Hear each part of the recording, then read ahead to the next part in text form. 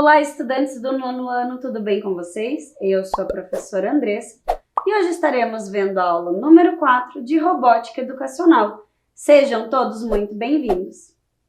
Então, pessoal, hoje nós iniciaremos a nossa aula com uma temática muito importante sobre os torneios e campeonatos de robótica. E eu tenho uma convidada muito especial que vai contar pra gente sobre essas diferenças e quais são os torneios e os campeonatos. Vou convidar aqui a professora Júlia. Então, pessoal, hoje estou aqui para conversar um pouquinho com vocês sobre essa temática tão interessante, que são os torneios e os campeonatos de robótica. Mas o que será? Por que existem torneios de robótica? O que essa modalidade tem de diferente dos torneios e campeonatos que nós já conhecemos no nosso dia a dia?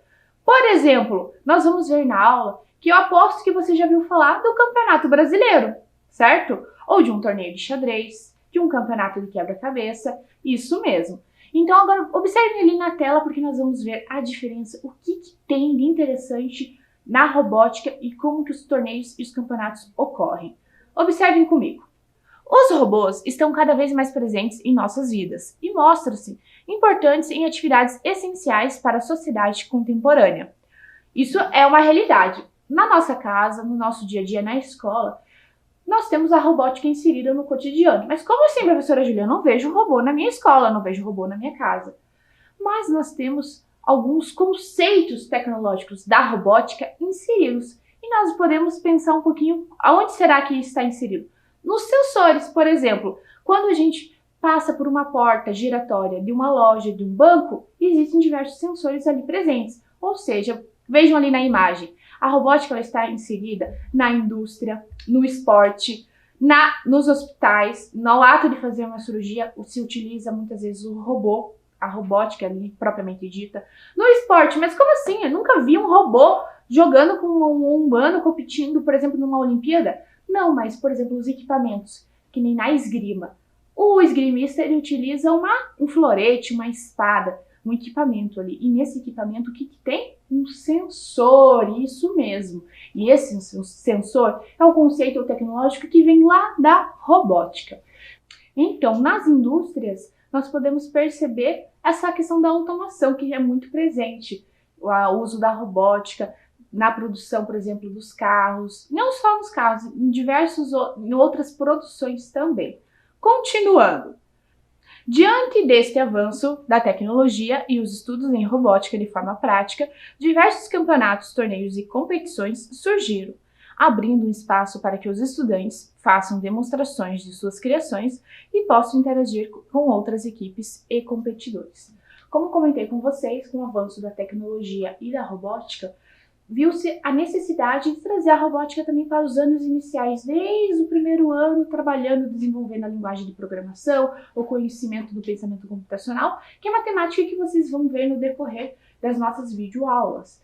Mas, partindo disso, a sociedade viu que é interessante não só, por exemplo, torneios, por exemplo, como existem torneios de futebol, torneios na área de esporte, mas por que não criar torneios e campeonatos na área da robótica? E hoje nós vamos conhecer quais são as diferenças de um torneio e uma competição, pensando um pouquinho alinhado à robótica. Continuando. O que será então que é um torneio e uma competição de robótica? Será que ela é um pouquinho diferente? Será que ela tem estruturas, características próprias do que um torneio, por exemplo, de esgrima? Vamos ver?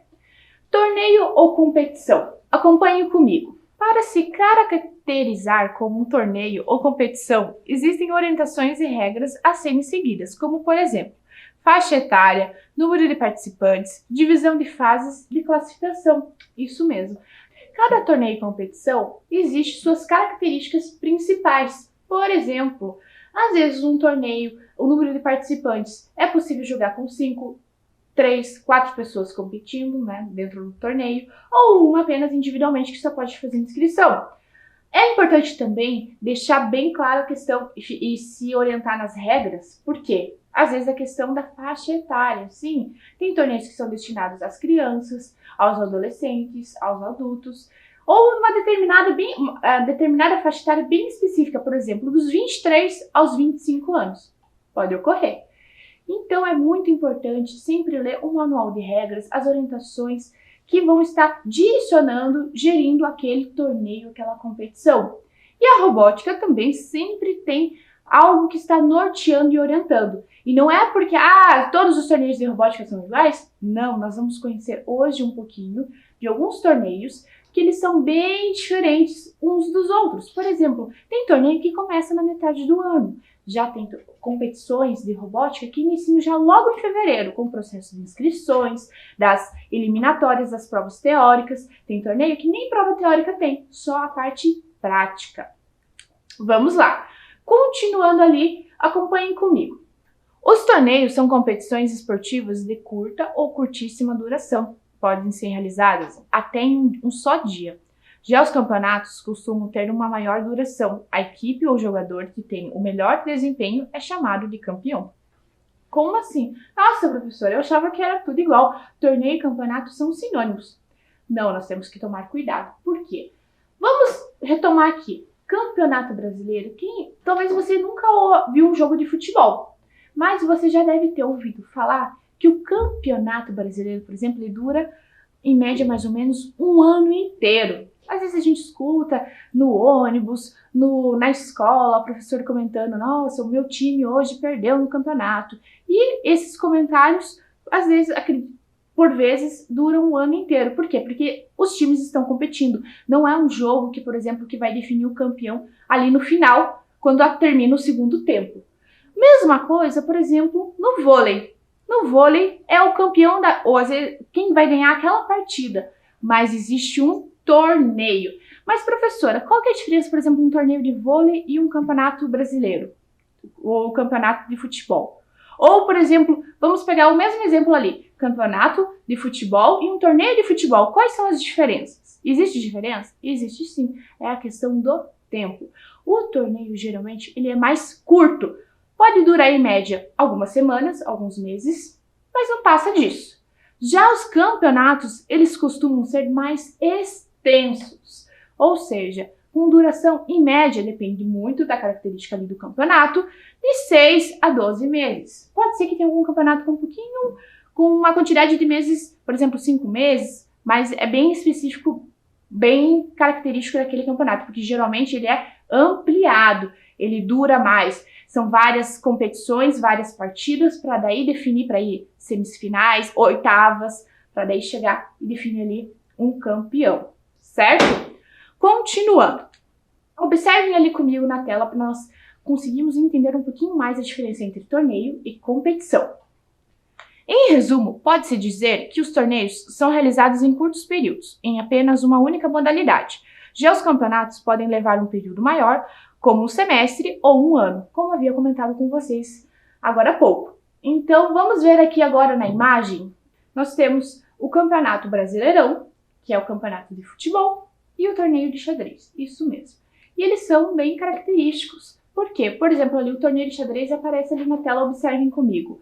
De 21 de maio de 2016, 9 horas, alunos do primeiro ciclo, primeiro, segundo, terceiro e quarto ano. Ou seja, esse torneio ocorreu em 2019 em um único dia e que existiram diversas competições, diversas partidas e já definiu ali o campeão daquele torneio. Isso mesmo. Já o Campeonato Brasileirão, ele não, como eu comentei com vocês, existem diversas partidas e que as pontuações vão definindo quem que é o time que vai ganhar, que vai subir na classificação, quem vai ser rebaixado, quem vai para a Libertadores e por aí vai para outros torneios, outros campeonatos, certo? Outras competições maiores. Mas torneios de robótica. Antes de falar de torneios de robótica, eu quero contar um pouquinho a minha experiência em participação de competições. Confesso para vocês que eu gosto muito de uma competição. E a professora Júlia tem um hobby que ela gosta muito, que são quebra-cabeças. Isso mesmo. E vocês sabiam que existe uma Olimpíada Brasileira de Quebra-Cabeça? Isso mesmo, existe a Olimpíada. E eu trouxe até para vocês aqui o símbolo, aqui um separador de quebra-cabeças, que ele ajuda, facilita na hora das montagens. Mas, professora Júlia, o que tem a ver a Olimpíada com competição e torneio? Tem tudo a ver, porque a Olimpíada ela é um desdobramento dos campeonatos e torneios. É também uma modalidade. E na robótica nós encontramos uma Olimpíada. Nós vamos ver, conhecer no decorrer das aulas que existe a Olimpíada Brasileira de Robótica, que ela existe mais regras, existem mais características que vão identificar o que é uma Olimpíada. Geralmente ela está ligada a uma Olimpíada científica.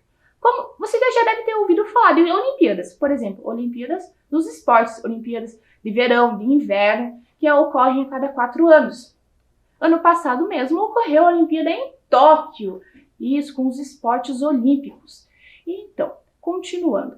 Nessa Olimpíada que a professora Júlia participa, existem diversas regras e ela é parecida, só que ela é uma forma mais breve. Ela dura 4 semanas.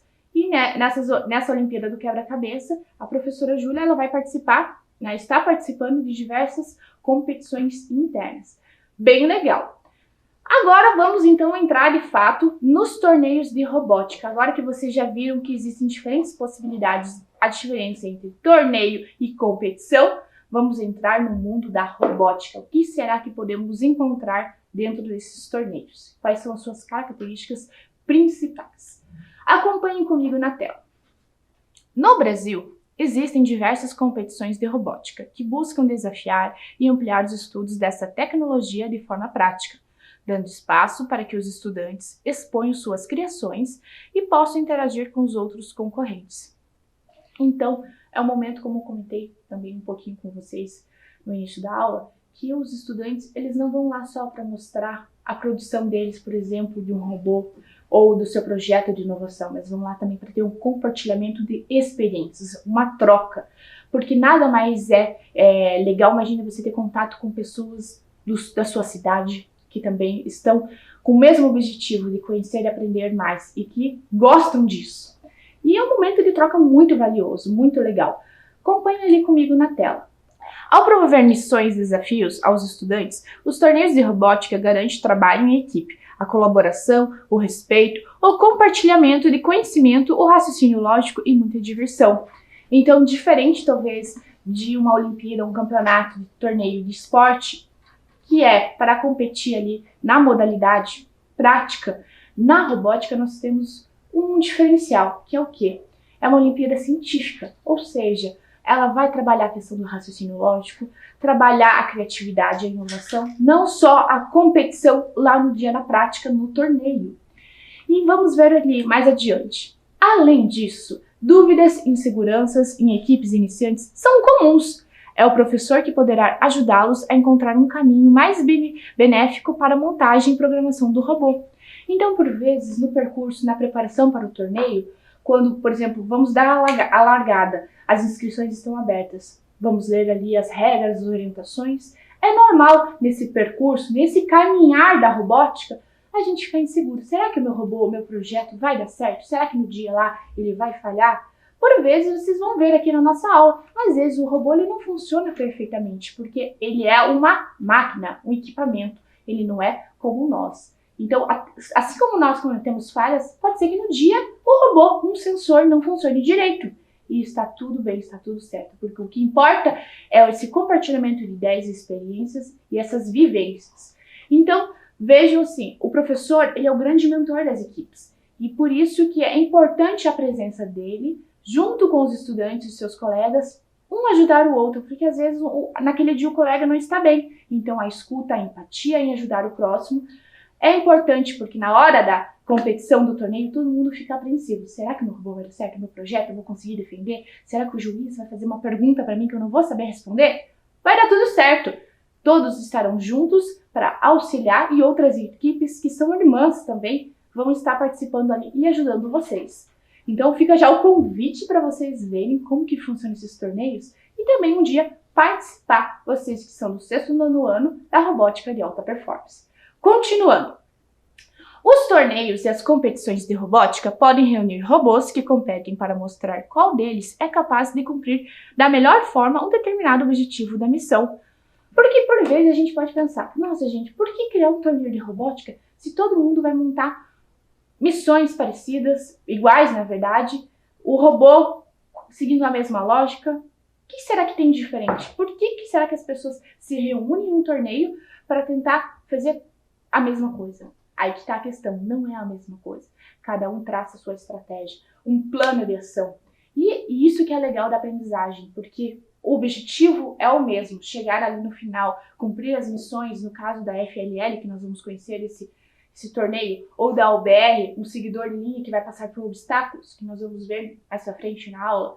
O objetivo é mesmo para todos, mas a estratégia traçada é diferente para cada um. E isso que é legal, ver como as pessoas, os estudantes conseguem arquitetar, pensar coisas diferentes para conseguir chegar naquele mesmo objetivo.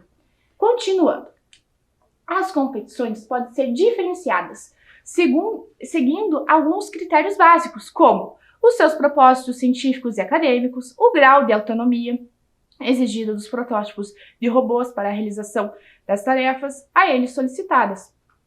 Por exemplo, então vamos ver ali, cada torneio de robótica, cada Olimpíada Científica de Robótica ou campeonato, existe um grau de dificuldade e também um propósito. Por exemplo, nós vamos ver que a OBR tem uma parte, a prova teórica, para daí você ir para a prova prática. Já a First Lego League, nós vamos ver no decorrer aqui, ela é com outro propósito. Você precisa criar um projeto de inovação, existe uma temática daquele ano e que você precisa tentar inovar. Não só o projeto de inovação, mas também na construção do seu robô, que isso é interessante estar ligado com esse projeto de inovação. Então, é importante, mais uma vez, estar de olho nas regras, nas orientações, porque ali, nesse material de consulta, vocês conseguem ter muito acesso de como que é aquele torneio, conhecer um pouquinho a história e até uma dica, pesquisar como que foram os campeonatos, os torneios dos anos anteriores, daquela linha que você quer seguir. Como será que os estudantes, depoimentos, vídeos, como que eles reagiram, como que é no dia do evento, para sentir já o clima, para vocês entrarem nessa sintonia, nesse torneio, a história, como que funcionam os torneios de robótica. Seguindo, algumas das competições de robôs são incluídas no amplo conceito de Olimpíadas Científicas, pelo seu caráter de promover um estudo e difundir o conhecimento científico e tecnológico nas sociedades que as promovem. Então, como comentei com vocês, existem muitos torneios que são torneios só para fazer essa troca de experiências, pontualmente, e é isso.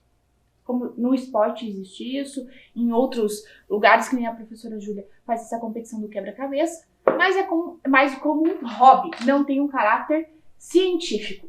Já a Olimpíada de Robótica, os torneios de robótica, ele tem esse viés, ou seja, o que é esse viés? Essa linha de pensamento, que ele não é só um campeonato para ver quem é o melhor, quem produz o melhor robô, qual é o robô, porque eles não querem saber isso. O kit de robótica é o mesmo para todos. Eles querem ver o quê? Quem tem a melhor solução, inovação ligada à ciência, ligada à tecnologia. Ou seja, usando a criatividade, os conhecimentos adquiridos ao decorrer da caminhada, o percurso na área da educação. Continuando. Olimpíadas Científicas tradicionais versus Olimpíadas Científicas de Robótica. Vamos ver, então, quais são as diferenças? Acredito que na escola vocês já ouviram falar da OBA, da OBM. OBM, professora? Isso mesmo. Não talvez com essa sigla, mas a Olimpíada Brasileira de Astronomia, ou a Olimpíada Brasileira de Matemática, Olimpíada Brasileira de História. Qual que é a característica principal dessas Olimpíadas? Que elas são apenas teóricas, isso mesmo. Pode ser que alguma outra tenha parte prática, mas geralmente, porque a Olimpíada Brasileira de Astronomia, ela tem esse viés, mas mais voltado para a teoria. Existe a primeira etapa, a segunda etapa, para classificar e encontrar quem são os melhores estudantes naquelas modalidades. Já a Olimpíada Brasileira de Robótica, ela tem a parte teórica, mas a parte prática, que daí as equipes se formam e vão para as competições nas Olimpíadas. Tem também os rounds ali, as etapas da primeira classificação, segunda na parte prática, mas a característica principal de uma Olimpíada Científica Robótica é que ela vai envolver conhecimentos tanto teóricos, mas como também na prática. E agora nós vamos conhecer o primeiro torneio de robótica. Na sequência vamos ver um pouquinho da UBR, mas nesse primeiro momento vamos ver o que é a First Lego League. O que significa esse grande torneio que ocorre todos os anos? Quais são as suas principais características? Vamos lá? A FLL foi criada pela Fundação FIRST com a ajuda da Lego Group, com a finalidade de divulgar o conceito da FIRST, de inspirar e celebrar a ciência e a tecnologia. E nós vamos ver que a FIRST Lego League, o torneio, ele é muito legal, porque é dividido em diversas etapas. Nós vamos ver na regional, nacional e até com possibilidade dos estudantes estarem indo para a fase internacional. Continuando, a competição propôs que estudantes sejam apresentados ao mundo da ciência e da tecnologia de forma divertida, por meio de construção e programação de robôs, feitos inteiramente com peças da tecnologia Lego Mindstorms. E aqui eu tenho uma representação para vocês. O que será que é esse kit de robótica do EV3? O que são essas peças? E eu trouxe aqui para vocês, essa representação não é de um robô que vai para o torneio, sim só as peças. Por quê? Porque no dia do torneio, cada equipe vai construir o seu robô para tentar completar o maior número de missões. E nós já vamos ver que missões que são essas, como que são feitas essas missões. Mas eu trouxe para vocês darem uma olhadinha aqui, que com base nesse kit aqui, é possível estar participando da FLL. Existem outros kits da Lego que também são permitidos, como o Spike e outros modelos. Mas é sempre importante salientar que cada torneio da First Lego League vem com suas orientações, suas próprias regras. E é importante ler sempre o manual de regras para aquele torneio, para aquela temporada. Por exemplo, no ano de 2022, nós estamos presenciando, finalizando a temporada 2021/2022, que é da Cargo Connect.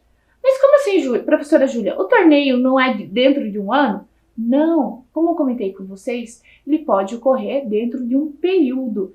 E no caso, como esse torneio ele se inicia, quem preside tudo é os Estados Unidos, questão da Lego, eles têm um calendário um pouquinho diferente do nosso. Geralmente, no caso do torneio, eles seguem um calendário escolar lá dos Estados Unidos, que é o quê? Inicia no meio do ano. Geralmente, então, o start do torneio é em agosto. E as competições, na sequência, ocorrem a etapa regional, nacional e internacional. Mas por conta do período da pandemia que estamos vivendo, ele precisou ser estendido um pouquinho mais para possibilitar que os torneios ocorressem agora, neste ano de 2022, no formato presencial. Por ser então um ano atípico, por isso que ele está ocorrendo num período maior, se estendendo a temporada Cargo Connect. Continuando, observem ali comigo na tela. Diferente de outros torneios da área, o FLL busca interagir todas as dimensões do desenvolvimento do estudante. Para isso, a cada temporada que se inicia em agosto de cada ano, é definido um tema, sobre qual as equipes devem elaborar uma pesquisa e desenvolver uma solução para um problema associado à temática. Então vejam, percebam que olha só que interessante, todo ano existe um tema diferente. Diferentes temas já ocorreram na FLL. Vocês vão conhecer nas próximas aulas temporadas que abordaram o tema do universo, que nem agora esse ano é o transporte, mas já a FLL abordou a questão da água, o uso da água consciente e por aí vai. Então é importante entender que é necessário ver sempre essas orientações, ver vídeos na internet, o que o professor está falando dessas temáticas, pesquisar inovações e até, com base todo esse acesso, esse arsenal, esse arcabouço teórico que todos os estudantes podem ir atrás com o seu professor, fazer essas mediações, pensar o quê? Nas possibilidades de tentar imaginar aqui, sim, um projeto de inovação. Então, continuando aqui.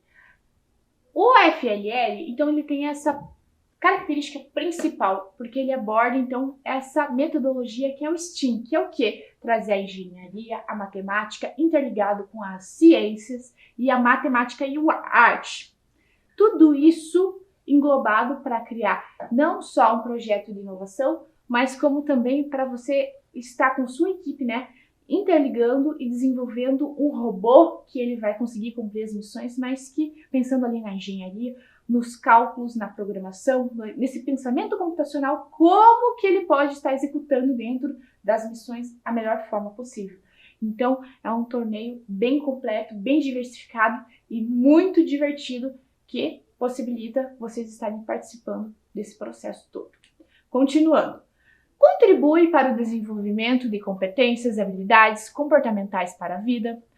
A cada ano, o torneio estimula o trabalho colaborativo, criatividade e traz desafios do mundo real para os alunos. Como comentei com vocês, nenhum ano é igual ao outro, porque as missões são diferentes. Não só a temática que muda de um ano para o outro, mas, como um todo, as missões são baseadas naquela temática. Ou seja, por exemplo, Cargo Connect, o que será que vocês... Cargo, o que remete essa palavra do inglês Cargo Connect? Traz a ideia das cargas. Ou seja, as cargas, quando a gente fala em carga, a gente lembra do quê? Como que funciona o transporte? Como que podemos melhorar o transporte? Na pandemia, nós dependemos muito do transporte. Não transporte, aquele transporte de ônibus, de carro, de van escolar. Mas como um todo, ampliando esse leque de possibilidades, como que essas cargas foram transportadas, por exemplo, os insumos para a Covid ali, as vacinas foram transportadas, alimentação, muitas pessoas mudaram a sua forma de comprar a comida, os alimentos, porque por vezes era muito melhor, em vez de ir ao mercado, pedir num aplicativo, no seu próprio celular, pedir a comida, um lanche, ou fazer a compra do mês do mercado ali naquele aplicativo. Então vejam só como que mudou essa forma da comida, do transporte dessas cargas chegarem até na nossa casa. As encomendas, o transporte aéreo. Nossa, mas professora, eu achava que o avião só transportava pessoas. Não, transportam muitas cargas. Existem aviões específicos que só transportam cargas. Aviões cargueiros, os trens, os caminhões e por aí vai. É um leque de possibilidades. Vejam que só nesses exemplos que eu não citei nenhum terço da possibilidade, da abrangência desse torneio, dessa temática. Porque nós temos também a questão dos drones, da evolução da tecnologia e por aí vai. Como a robótica está interligada em tudo isso, né? Pensando nos sensores, no aprimoramento das tecnologias que a robótica pode trazer, alinhada a essa inovação das temáticas. Continuando, agora vocês vão ver um vídeo muito interessante, que ele vai dar um gostinho de como que é no dia do torneio da FLL. Bem, acompanhem comigo. Participar de um torneio de robótica é uma oportunidade de colocar à prova tudo o que você aprendeu e construiu ao longo de meses. E, mais do que isso, é um momento de fazer amigos e trocar experiências. Mas como é um torneio de robótica na prática? Para responder a essa pergunta, a gente pediu ajuda para quem vive isso na pele. Olá, meu nome é Ana Luísa Alcântara e eu sou da equipe Robótica Atende Belo Horizonte. Eu sou o Luiz Felipe de Moura Ferreira, eu sou de Varginha, da Escola César Eloísio Ribeiro de Almeida. Agora eu vou mostrar para vocês como funciona a dinâmica dos torneios da First Lego League. No desafio do robô, os competidores devem construir e programar um robô para tentar ganhar pontos realizando tarefas na mesa do desafio. Aqui são as mesas de treino, onde as equipes têm um tempo determinado para poder treinar o robô e olhar se está faltando algum ajuste, se está precisando colocar mais tempo, melhorar a programação. Aqui é o local onde acontecem os autos oficiais das equipes. Onde as equipes trazem os robôs, fazem a missão para contar a pontuação oficial e ver qual classificação do ranking elas ficam. Mas o torneio vai muito além dos robôs. As equipes também devem desenvolver projetos de inovação que são avaliadas em vários aspectos. Aqui são os pitches, onde as pessoas apresentam seus projetos e o design do robô.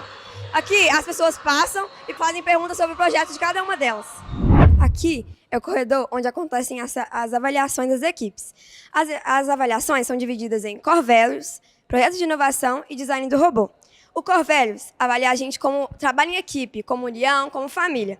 O projeto de inovação, cada uma das equipes tem o tempo necessário para fazerem pesquisas e criarem ideias para serem avaliadas pelos juízes. E no design do robô, as equipes criam anexos e o robô para serem avaliados no round oficial e também nas celas de avaliação. E ao longo de tudo isso que a gente mostrou, o que não pode faltar é diversão. Vocês viram que legal o vídeo, que interessante? As crianças ali, os estudantes, todos eles em prol de uma causa. Compartilhar ideias, ver se o robô vai conseguir ou não e ajudar as outras equipes também.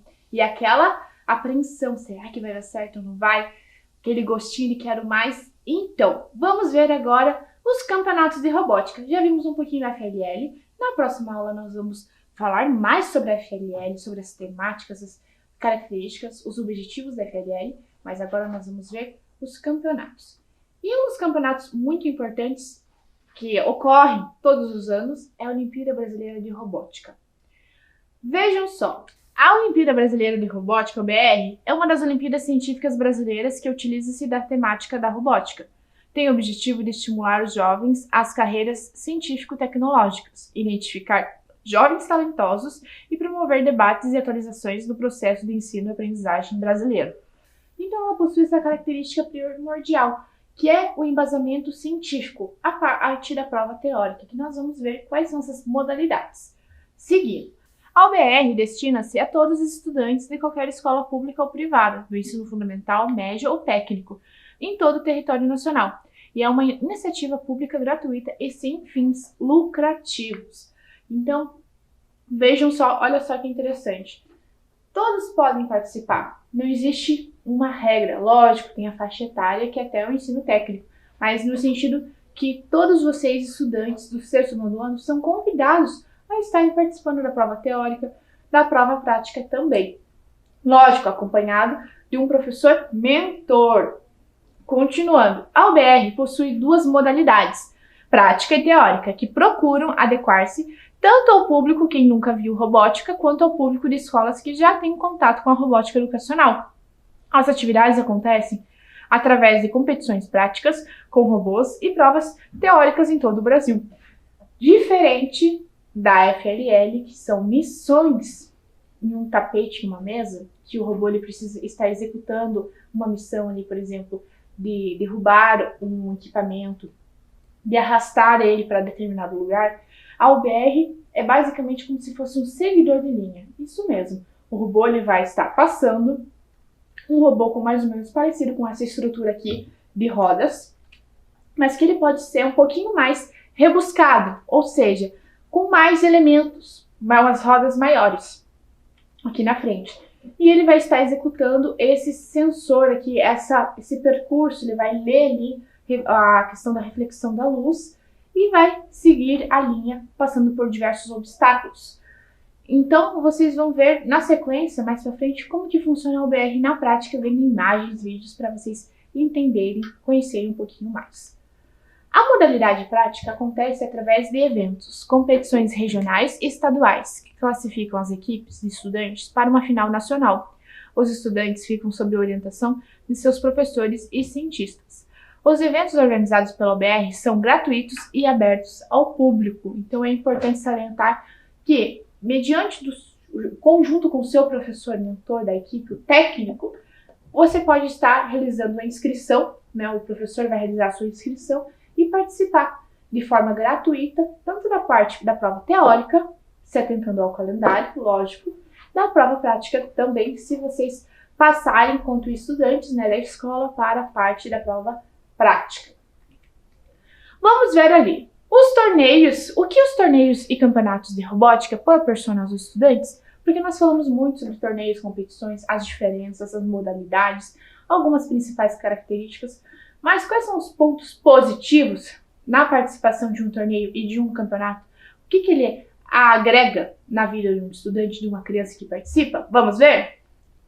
A robótica e de alta performance estimula competências fundamentais, como espírito investigativo, trabalho em equipe, planejamento, cooperação, diálogo, pesquisa e tomada de decisões, com foco na abordagem de ciência, tecnologia, engenharia, artes e matemática. A robótica está fomentando novas gerações de engenheiros e pesquisadores, pensando cada vez em pessoas mais criativas e inovadoras. Então ela fomenta tudo isso.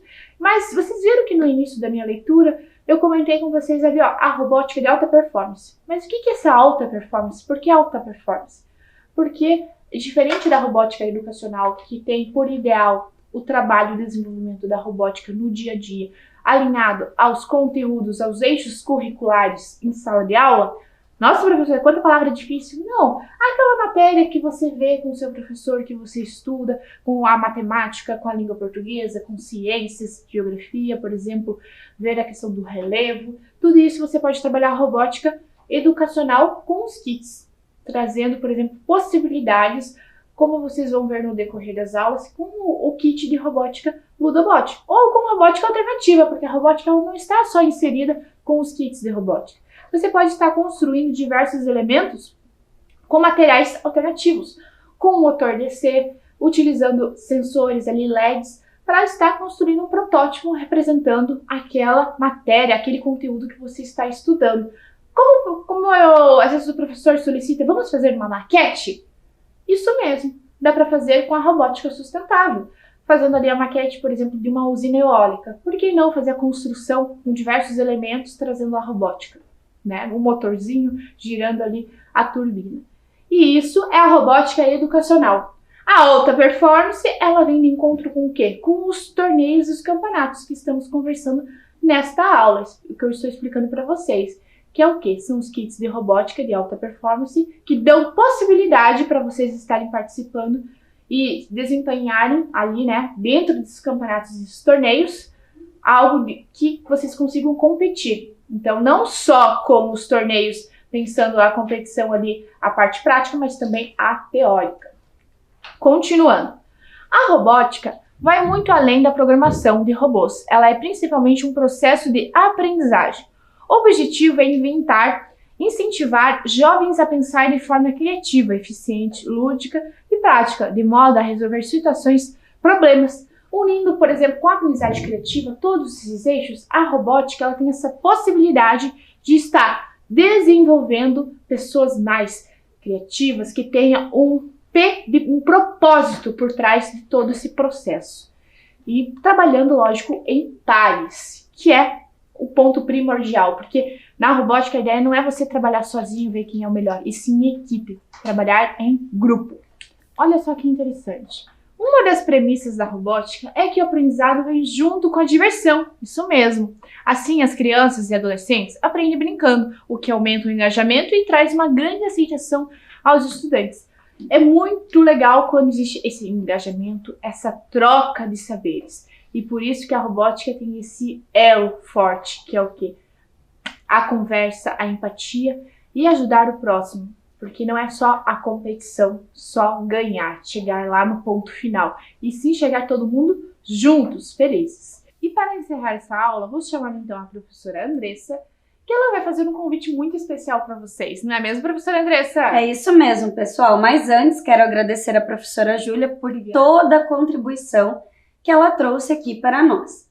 E fica o convite, se você tiver algum material, alguma atividade que você queira compartilhar conosco, você pode estar enviando no e-mail robotica@curitiba.pr.gov.br. Ficaremos muito felizes, né, professora? É isso mesmo. Atividades de robótica, algum protótipo que você criou com robótica alternativa em casa ou em sala de aula, nos envie por e-mail. Fica o convite, né, professora Andressa? É isso mesmo, e nós vamos ficando por aqui e até a próxima aula, pessoal. Tchau! Tchau!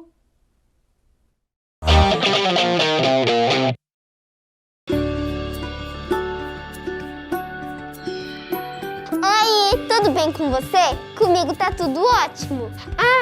Eu sou a Amanda e eu vim aqui te dizer que eu estou muito feliz em saber que a gente vai se ver de novo. Mas antes, eu preciso te dizer algumas coisinhas, tá? A gente vai ter que manter alguns cuidados super importantes para voltar pra escola com segurança, né? Olha só, antes de sair de casa, é importante que você esteja pronto, com o álcool em gel nas mãos,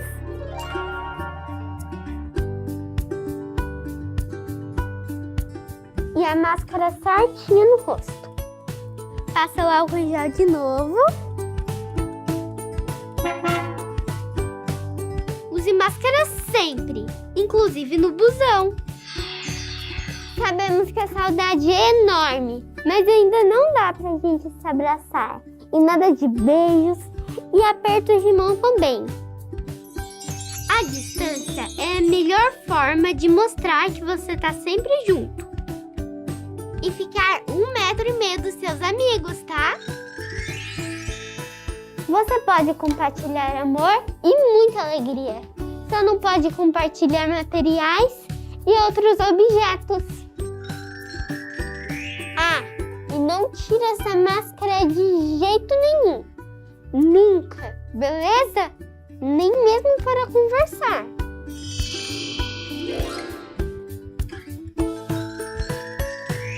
Eu quero muito ver você aqui, mas se tiver algum sintoma, pode ser corona, hein? Conta para os seus pais ou responsáveis, para você ficar em casa e eles ligarem para a prefeitura para receber orientação. Não esquece que é importante avisar a escola, tá?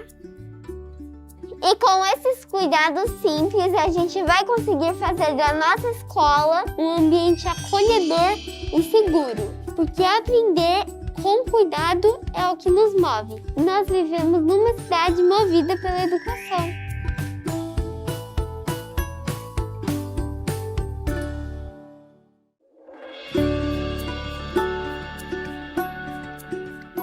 Ei, olha eu de novo! Deixa eu te perguntar uma coisa. Já tá pronto para voltar para a escola?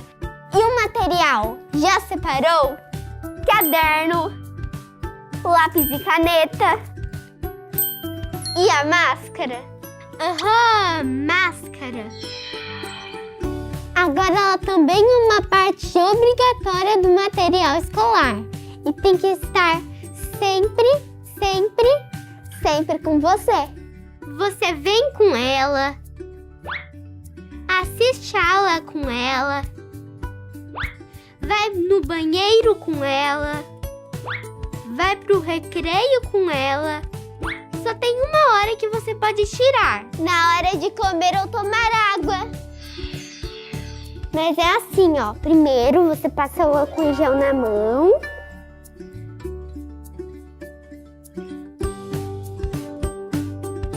E tira a máscara com cuidado, pegando pelo elástico. E coloque dentro de um saquinho vazio. Lembre-se de trazer de casa, hein?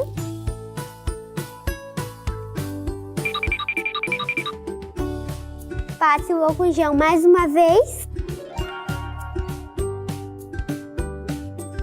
E daí aproveite o seu lanche. Aí, quando terminar de comer, passa o álcool em gel de novo.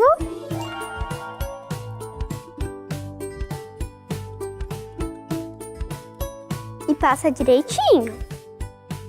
E coloca a máscara no rosto. Então já sabe, né? Máscara sempre. Ela protege você, seu colega e a sua família. Tô te esperando aqui, hein?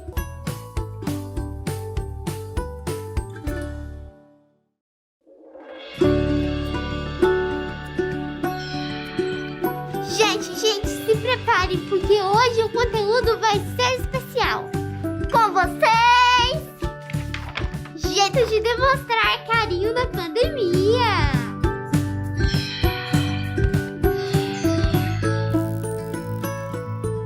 Jeito número 1, o pezinho. Não é lá muito afetivo, mas já é um clássico. Jeito número 2, o autoabraço à distância. O segredo é abraçar você mesmo como se estivesse abraçando o outro. E imaginar que você está recebendo um abraço do outro no seu próximo abraço. Deu para entender? Jeito número 3, a dancinha sincronizada. Esse é só para quem gosta de uma diversão. Vocês combinam uma dancinha e bora se divertir com seus amigos. Jeito número 4, o jeito que você inventar. Vale qualquer coisa, vale tudo junto. Vale soltar a imaginação, só não vale tocar, tirar a máscara ou chegar perto. Por mais que você goste muito do seu amigo, é preciso manter o distanciamento. Ou seja, fique sempre a 4 passos bem grandões dele. Ficamos combinados? Então, Até mais!